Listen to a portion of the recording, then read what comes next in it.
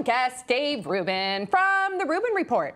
I just want to say I did the entire show just now with my legs crossed. I'm going to open my legs for this. Nice. Okay. Because if we're taking questions, I want it to feel A little more cash? Yeah. I think that's a more cash approach. All I right. dig. Okay, so coming in from Facebook from Luis Narkowitz. Hey guys, what name would you not give your kid even if you got paid $1 million? Boop down under was the hashtag. I want to say cheesy thump dicks, but I kind of like that. I know what mine would be. That noise you do. I would not name my kid that You wouldn't be noise like, for $1 "Hi, million. This is my daughter. Yeah, I would not for $1 million. No. I would never name. No, because I don't want to offend anyone that's named this. So it's like, What is I don't it? know what to do. I'm not going to say it. I don't know. Say What it. is Come it? on. What do you have?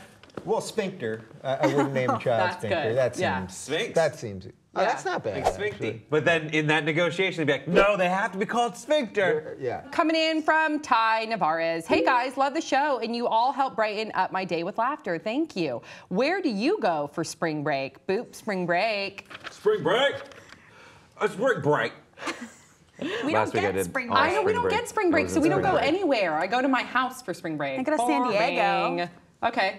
What about you? This is 100% true. In college, I went to spring break and I got so up the entire week. I honestly don't know if I was in Puerto Rico or the Bahamas. I swear. I swear on my life. I think I was in the Bahamas, but I'm to on this it. day, you yeah. know that's Sophomore year of college. I really don't remember. hilarious. Yeah. I went on a couple spring breaks. First we went to. Of course you did. We went to Cabo. Second year, my spring break was canceled because America invaded Iraq and my mom wouldn't let me go. Third time, there were 12 of us. We went to Costa Rica. It was all dudes. And they're like, there's a lot of dudes. And then we told people, well, it's this new program called Gay ? Where we don't know if we're gay. And so it's all just playing out what happens. Man, we missed out, Bree. That's okay. You and I can do our own spring break. Can we? I think we like should. bake cookies, spring break? Coming in from Ryan Ashley. Oh, we love Ryan Ashley. She says, has having a fan base, people who look up to you, changed you at all? I don't have that big of a fan base. If anything, I think it just makes me feel grateful that people would even think to look up to me, and I take that responsibility actually seriously. If people reach out to me, I love to communicate back to them, and so on and so forth. I could share a quick story about an awkward experience. I was in Victoria's Secret looking at the 5 for $25 thongs. Woo! Hey! And I'm Lady holding thing. one up, and it's really cute, whatever. And this girl comes up to me, and she was like, "Hi, are you Bree?" And I was like, "Yeah." Nice to meet you. So yeah, I try to censor myself a little sometimes, but Got it. not really. What So about she you, doesn't wear Dave underwear Rubin? anymore. I can't even make this funny, but just because of the gay thing, because I do think gays need somewhat better role models in general, or more people that are less stereotypical, or whatever it is. Not that I think I'm better than anyone else, but I am aware of that at some level. Very self-aware because of your Brett, fans. give me a joke there, please. I personally like to represent the gay community a lot, you know. Has having a fan base or following changed you at all? I don't know, but I never thought I could be helpful to people in that way. Like there were some people I've like Your gotten. jokes are helpful. I mean, just practical advice. Like we did a panel recently, and people were like, I don't know, how do I do this? I want to do what you do, and I kind of gave suggestions. I don't know if he it, gave 2 suggestions at the end of the panel that we did. He told the students blackmail and sexual favors works. it was a joke at the end. I know, it was a The beginning joke. was all very practical He was knowledge. great. Like I told them you to get were on his. amazing. Yeah. Okay, coming in from Shane Yu, biggest tip for future comedians and journalists. You just gotta do it. You gotta just do it, and every time you don't want to do it, you still gotta do it. And don't stop. And it's It takes crazy, and it will time. tax every part of you mentally, physically, spiritually. But you just, if it's in you, you can't stop it. So Right, yeah. and you might as well be actively shitty as soon as possible. Yes, get that out of the way now. You won't be Yeah. that bad forever. Yeah. And You learn. You're going to make mistakes all the way until your career is over with. So just know every mistake you make, look at it constructively, improve yourself. And it takes a lot of time to get to know who your brand is, who you are, perfect your craft, and then just meeting people and working your way up until it does not happen overnight. Those overnight success stories are like 10 years in the making. And you don't want to have it happen overnight, because if it does happen overnight, overnight and you haven't built up the fundamentals and skills behind it, Yep. then you won't be able to take the next step. Because believe it or not, You'll there have a will short be a career, next step I'm you sure. need to take. Coming in from Jacob E. Jacob. Question to Dave. As a stand-up comic, what was the worst heckler situation you've ever encountered? It's a good question. You know what? I never was that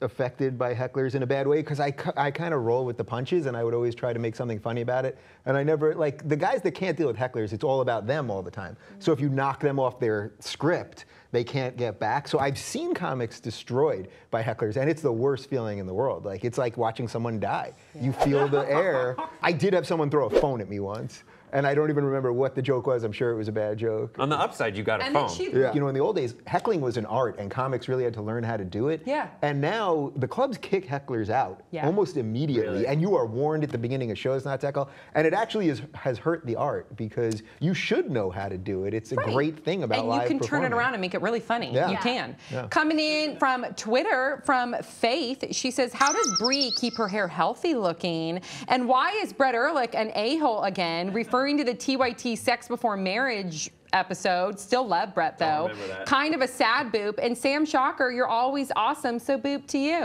Thank you. That was a Sorry, lot. I'm pretty sure Sam wrote that one. What I was did that? not write that. Her name is Faith from Free Syria 94. So how's your hair so can't healthy? Really go against her. My hair is so healthy because I use coconut oil. Me too, girl. Okay, so Me straight too. up coconut oil that Yeah. you cook with. You just dip your hand in that jar and you melt it in your hand. And you just like let it soak into your scalp like overnight if you can. Yeah. You can even like have it on your pillowcase, like put it all over your face. It's like anti-fungal. Yeah. It's like a natural, like kills acne, everything. I do coconut that oil too. What? is like a savior. Yeah. So do that. Hey, how about that other thing you can do with coconut oil? Yeah. And then it tastes good too.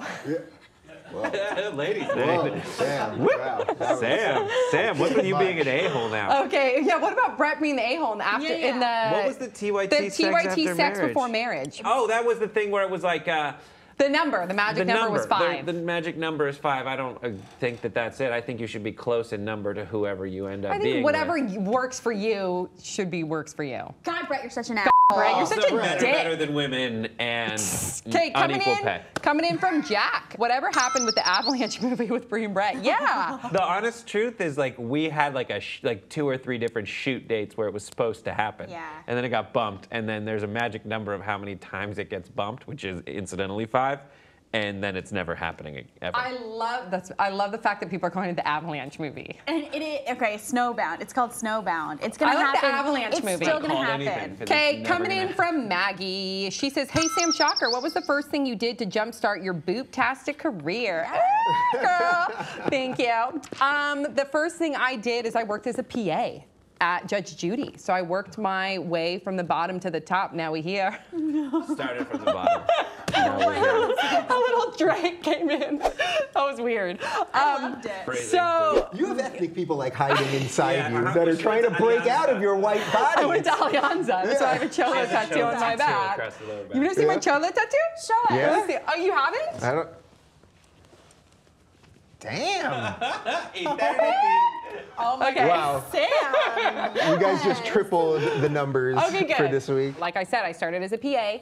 So Brett started at a talent agency. Where did you start? I was a PA for Martha Stewart's TV show. No way. And now look, here I am with you guys. You just got to hustle. Bree started in high school making your own films and doing your own thing. I started when I was 9. So dope. No, but seriously, I did, which is really sad. Seasoned vet over here. It's pretty sad. Yeah, so just get in there and keep chasing your dream and don't feel like anything's beneath you.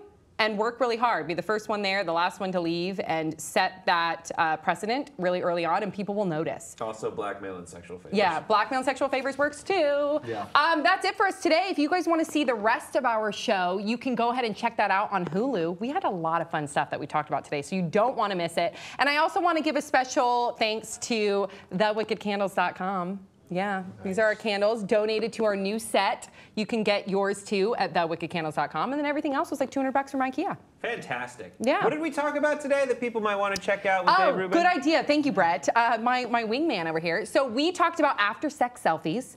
We talked about when jokes fail on social media, and then also Selena Gomez, her house was broken into, and you're not going to believe what she and her friend, more importantly, her friend did, how she handled it. So make sure you check that out on Hulu, and we'll see you all next time on Pop Trigger.